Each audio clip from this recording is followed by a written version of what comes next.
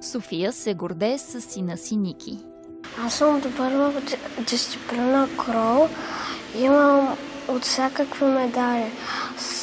Златни, сребърни и бронзови медали.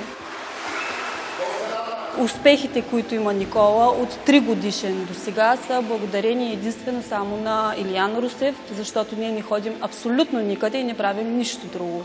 Той има заболяване, по принцип се води с спастична церебрална парализа и имаме киста от дясната страна и му засяга лявата страна. Говорим за ръчичка и краче. Развихме доста добре ръката, то се вижда във водата, максимално разпъваме.